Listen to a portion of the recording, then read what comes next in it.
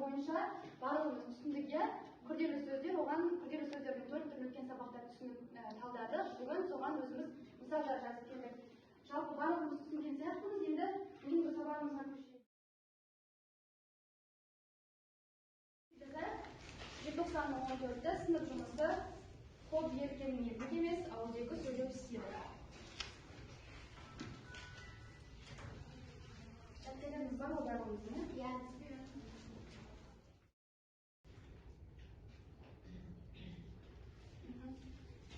Бірінші сұрақты шығарайын.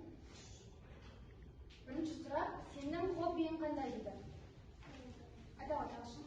Менің хоббиім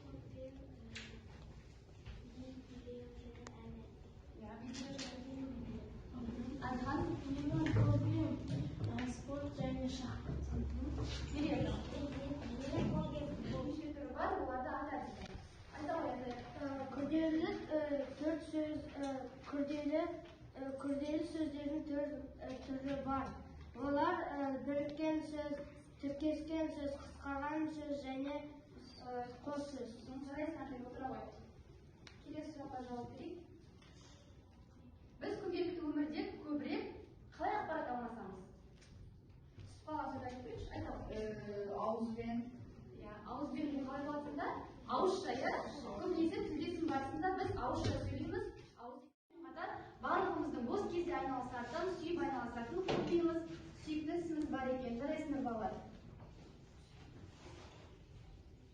Стиль дегеніміз не? Стиль терминінің мазмұны кең, жұмсалатын орны көп. Мысалы, тіл мен әдебиет, музыка, бейнелеу өнері, сән, тағы да басқа. Тіл біліміндегі стиль сөйлеп отырған жанның өз лебізін, сөзін қарым-қатынас мақсатына сай құра білуі дегенді білдіреді. Қазақ тілінде стильдің 5 түрі бар. Біз ауызекі сөйлеу стиліне тоқталамыз. Ауызекі сөйлеу стилін адамдар бір-бірімен күнделікті қарым-қатынасында қолданады.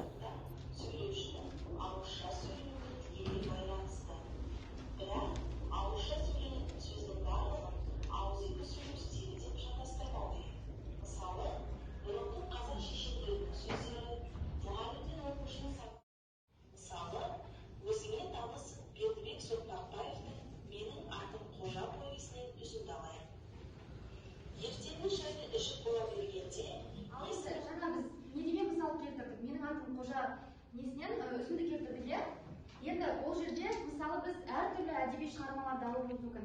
Сол жерлерде ауызекі стильге тән сөздер кездеседі дейді. Ол қандай кезде кейіпкердің Ауызекі стиль деген мысалы мен досымның үйіне бара жатырмын. Бірақ жазбаша стильде ол мен досымның үйіне бара жатырмын деп жазған. Екеуін бірде айттың ғой? Ауызекі стильде жазба стильді біз ажыратып үйрендік. Осыған байланысты нақты естеріңізде сақтаймыз, тағы тапсырмалар орындаймыз. Енді біздің бүгін жаңа біз хобби туралы айттық, әркім өзінің хоббиін атап өтті. Енді тағы да біз қызықты бір мәтін тыңдап көрейік. Ол жерде бізге тың ақпараттар, хоббидің жаңа түрлері туралы айтылады. Мұқият мәтінді тыңдаймыз, Хобби дегеніміз әрбір адамның өзі сүйіп істейтін әрі қолынан келетін ісі. Біреулер сурет салғанды, біреулер ән айтқанды, ал енді біреулер коллекция жинағанды ұнатады. Жер бетінде қанша адам болса, барлығында бос уақытында айналысатын өмірлік мәні бар сүйікті ісі болады. Қазақ қаламгерлерінің көпшілігінің өз сүйікті істері болған. Мәселен, балалар ақыны Мұзафар Әлімбаевтың хоббиі сөз жұмбақ және сканворд құрау және шешу. Әлем халықтарының мақал-мәтелдерін жинау және оларды қазақ тіліне аудару. Жауынгер жазушы Әзілхан Нұршайықовтың хоббиі сурет, жақсы кітаптар жинау.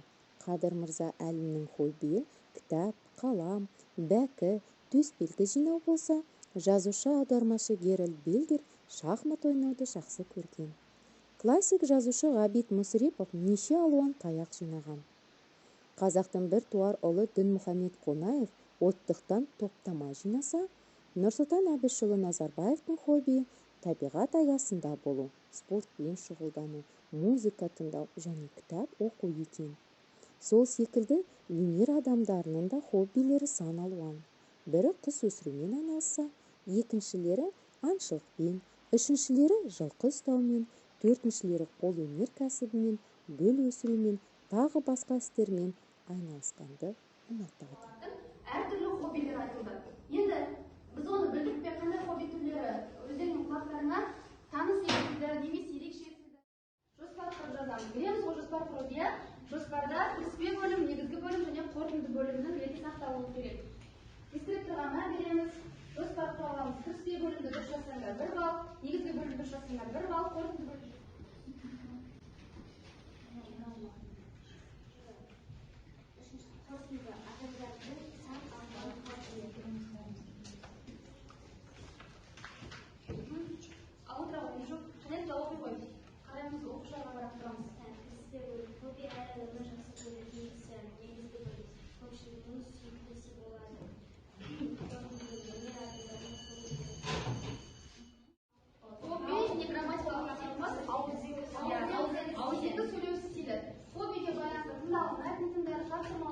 Енді жаңа біз мысалдар келтіріп көрдік қой басында. Енді ауызекі стиль мен жазба стилін ажырата аламыз ба? Осыны білімдеріміз